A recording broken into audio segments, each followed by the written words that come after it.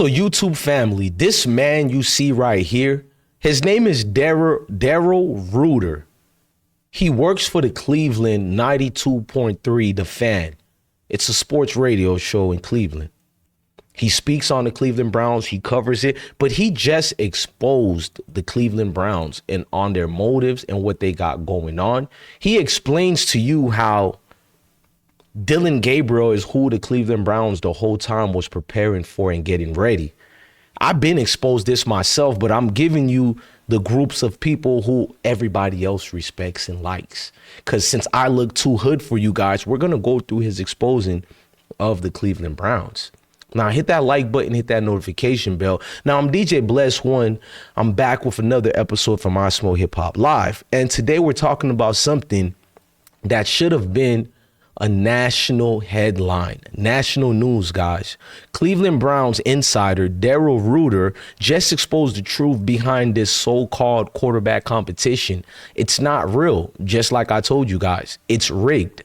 The Browns front office never wanted Shedeur Sanders to win the job. They've been pushing Dillon Gabriel from the start, and now Ruiter is peeling back the curtains.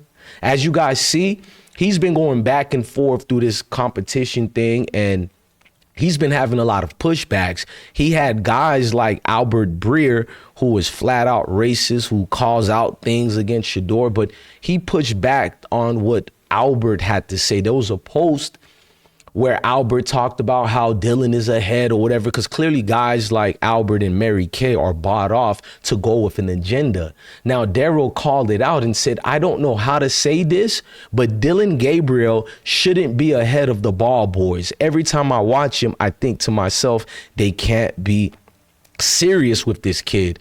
Now, these are actual professionals who are calling out what needs to be called out.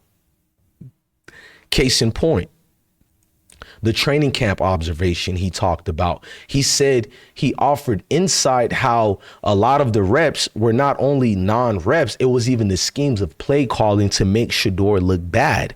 Browns are emphasizing on intensity and that Gabriel is being prepared for more significant playing time than Shedeur. I had a video I just dropped where certain media pundits acknowledged that the Browns are literally preparing only Dillon and not Shedeur. Now, this breakdown between Dillon Gabriel and Shedeur, let's talk about it. Daryl Ruiter has repeatedly stated that the Browns seem to be preparing Dillon to play more than Shedeur Sanders, suggesting that Gabriel is currently viewed as the more ready option. We keep hearing Gabriel is more experienced because he had 6 years in college. I thought that's a bad thing if you have 6 years in college, but neither here or there.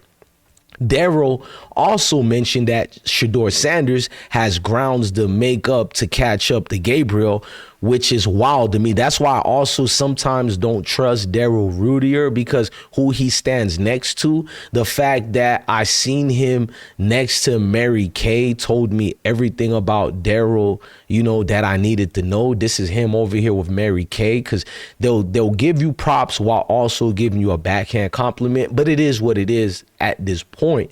Now, I don't want to negate to what Daryl is speaking about and talking about, but I want to add my own reference points through my observation, because a lot of these guys I can't trust. Now, the height concern that Daryl had for Gabriel is what I've been announcing to you guys for a long time. They got Gabriel as 5'11", 6 foot, but we seen Gabriel stand next to a media reporter who's only 5'10", and he out-height Dillon by every measure imaginable. He even was teasing Dillon Gabriel on the podium, laughing at him and saying he's taller than Dillon. But yet, guys are not talking about that part. Now, recent comments have shown that people are literally being paid to spread false information to make it look good for Dillon Gabriel. Now, let's go a little bit more. Now, we recently revealed that many of us on how we already felt in our guts that Shedeur was never going to be given a fair shot. When I said it, I got attacked by the Cleveland fan base, by people who just been following Shedeur to hate on him for years. this is the thing that they need. This is the ammunition that they want. According to Reuters, the I'm gonna say Reuter. Yeah, his name is Reuter. I'm sorry, y'all. The reps in practice, the playbook distribution, even the offensive line matchups and scrimmages, all of it was skewed to make Dillon Gabriel look better. This ain't a competition, you guys. It's a setup. Now, Daryl Rudier and me, myself, we never sugarcoated. That's the only reason I'm not going at Daryl for the slick things he say, because he doesn't sugarcoat it, unlike me. I mean, just like me either. The Browns have a motive, and Shedeur was never the front office pick. So you guys ask a question, why they chose Dillon Gabriel over Shedeur Sanders in the 3rd round. So why Dillon Gabriel? Simple. He's safe. He's quiet. He fits the mold, the narrative, and that the ones the NFL plantation ownership still prefers even in 2025 to this very day. They see him as coachable, meaning quote unquote controllable. Don't never intertwine both. They mean it as controllable. Shedeur, he's his own man. He comes from greatness. He's smart, branded, he's respected and vocal. That scares them. The Browns ownership and coaching staff thinks Shedeur brings too much spotlights. He doesn't even control it. Shedeur is just being himself. They're saying it like that's a bad thing, bringing too much spotlight.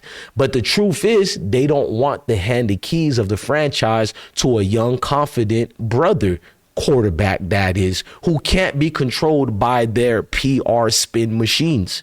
You know, the same way they're controlling it with Dillon, protecting their best interest, which Dillon isn't their best interest. So let's go a little bit deeper. Let's talk about the so-called rigged quarterback competition. That's not a competition.